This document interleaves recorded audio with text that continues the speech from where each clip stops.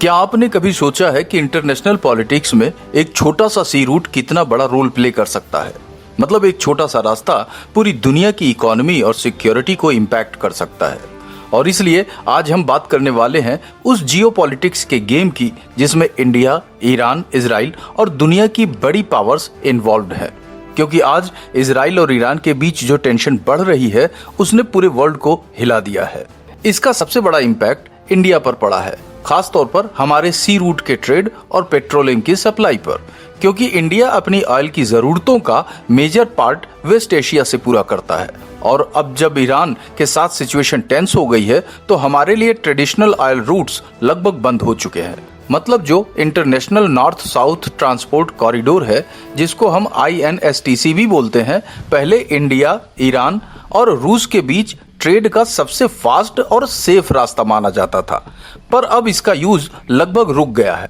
और सिर्फ यही नहीं, स्ट्रेट ऑफ हॉर्मुज भी, जो दुनिया के मोस्ट बिजी और स्ट्रेटेजिक सी रूट्स में से एक है, अब डेंजर जोन में आ गया है, क्योंकि ईरान ने इस रूट को बंद करने की धमकी दी है। और अगर ये रूट बंद हो गया तो इंडिया को ऑयल और दूसरे सामान लाने के लिए अफ्रीका के चारों ओर घूमना पड़ेगा। मतलब न सिर्फ टाइम बढ़ेगा बल्कि कॉस्ट भी काफी ज्यादा हो जाएगी। हाँ, सरकार ने ये जरूर बोला है कि हमने कुछ अल्टरनेटिव रूट्स रखे जरूर हैं, लेकिन फिर भी क्राइसिस सिर्फ इकोनॉमी का नहीं है बल्कि स्ट्रेटेजिक भी है। क्योंकि अब सवाल ये है कि क्या इंडिया के पास ऐसे रिसोर्सेज हैं जिससे हम ईरान के प्रेशर को हैंडल कर सकें? क्या हमारे पास ऐसे मिलिट्री बेस हैं जो ईरान के आसपास होते हुए हमारे इंटरेस्ट्स को प्रोटेक्ट कर सके? और अगर इसका आंसर जानना है तो हमें इंडिया के मिलिट्री स्ट्रेटजी, फॉरेन पॉलिसी और ग्लोबल मिलिट्री नेटवर्क को समझना पड़ेगा।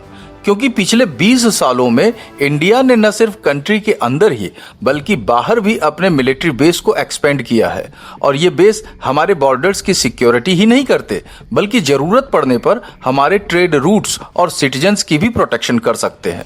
अब अगर हम इंडिया के अंदर की बात करें तो हमारे पास 60 से ज्यादा आर्मी बेस है और 60 से ज्यादा एयरफोर्स बेस भी हैं। इसके साथ साथ 20 से ज्यादा नेवल बेस है जो कंट्री के चारों ओर फैले हुए हैं, जिससे हमारी सिक्योरिटी सिस्टम स्ट्रांग रहती है। लेकिन असली सवाल ये है कि क्या हमारे पास फॉरेन में भी ऐसे मिलिट्री बेस हैं जो ईरान के आसपास हमारी रीच को और ज्यादा स्ट्रांग कर सके और हमारे रूट्स को क्लियर रख सके? तो इसका जवाब है हाँ। इंडिया ने स्ट्रेटेजिकली कुछ ऐसे कंट्रीज में अपने मिलिट्री बेस बनाए हैं जो ईरान के चारों ओर एक सिक्योरिटी सर्कल क्रिएट करते हैं। और इसमें सबसे इंपॉर्टेंट है ओमान में डुक्म और सलाला पोर्ट, जो अरब सागर के कोस्ट पर है और ईरान के सदर्न बॉर्डर से सिर्फ 400 से 500 किलोमीटर दूर है। यहाँ पर इंडिया को लॉजिस्टिक एक्सेस मिला हुआ है। मतलब हमारे नेवी के शिप्स यहाँ रुक सकते हैं, रिफ्यूल हो सकते हैं और जरूरत पड़ने पर वॉर टाइम में यहाँ से ऑपरेशंस भी चला सकते हैं। इन पोर्ट्स के स्ट्रेटेजिक इंपॉर्टेंस को समझना जरूरी है, क्योंकि जब भी स्ट्रेट ऑफ हॉर्मुज में टेंशन बढ़ता है तो इंडिया के वॉरशिप्स, सर्विलांस एयरक्राफ्ट्स और सबमरीन इन पोर्ट्स के थ्रू न सिर्फ अपने प्रेजेंस दिखा सकते हैं बल्कि जरूरत पड़ने पर प्रॉम्प्ट एक्शन भी ले सकते हैं। इसके बाद आता है ताजिकिस्तान का फरखोर एयरबेस, जो इंडिया का पहला और अब तक का ओनली फॉरेन एयरबेस है जिसे इंडिया और रूस जॉइंटली ऑपरेट करते हैं। ये एयरबेस अफगानिस्तान के पास है और ईरान के नदर्न बॉर्डर से लगभग 600 से 700 किलोमीटर दूर है। यहाँ से इंडियन फोर्स के सुखोई 30 जैसे फाइटर जेट्स डिप्लॉय हो सकते हैं, जिससे ईरान की नॉर्थ वेस्टर्न बॉर्डर का सर्विलांस और जरूरत पड़ने पर एयर स्ट्राइक पॉसिबल हो जाती है।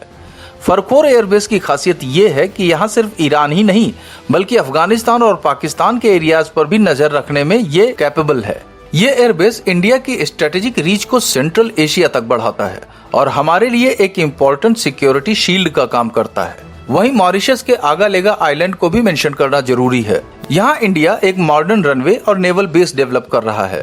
हाँ, ये बेस डायरेक्टली ईरान तक तो नहीं पहुँचता, लेकिन इंडियन नेवी का लॉन्ग रेंज पेट्रोलिंग और सपोर्ट के लिए बहुत इंपॉर्टेंट है।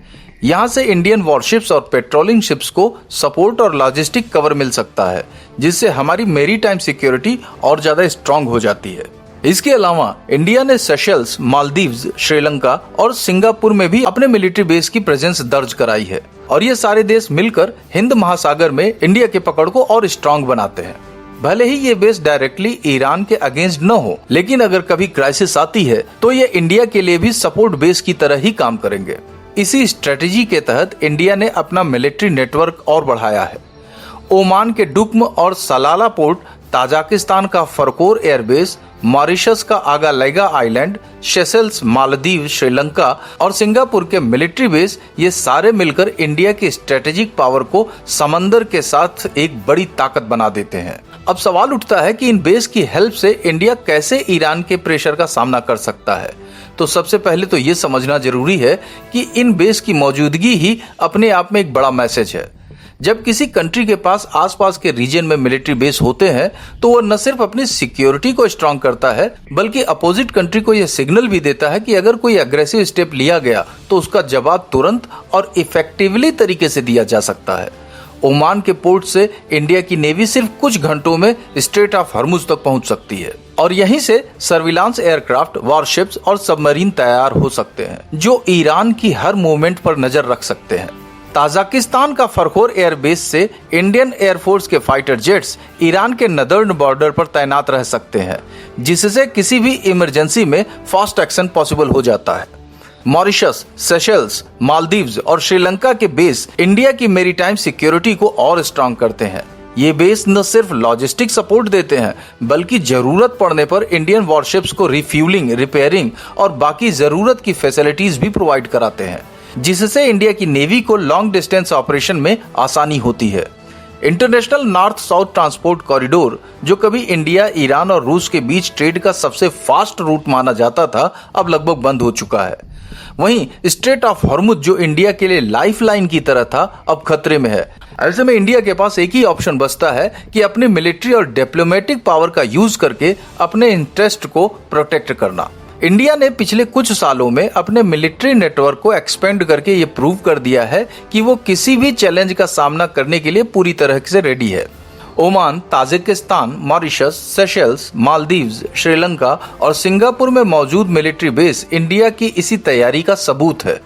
इन बेस की हेल्प से इंडिया न सिर्फ अपने ट्रेड रूट्स की सिक्योरिटी कर सकता है बल्कि जरूरत पड़ने पर अपने सिटीजन्स की भी प्रोटेक्शन कर सकता है, चाहे वो समंदर में फंसे इंडियन सिटीजन्स हो या क्राइसिस के टाइम विदेशों में फंसे लोग। इंडिया की मिलिट्री पावर हर सिचुएशन में उनकी सिक्योरिटी अश्योर कर सकती है।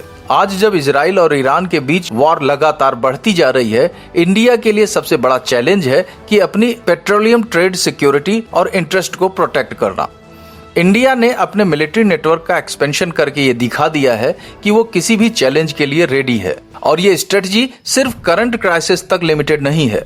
ये लॉन्ग टर्म थिंकिंग का हिस्सा है जिसमें इंडिया अपने पड़ोसियों के साथ बैलेंस बनाकर चलता है, लेकिन जरूरत पड़ी तो पावर शो करने से पीछे भी नहीं हटता।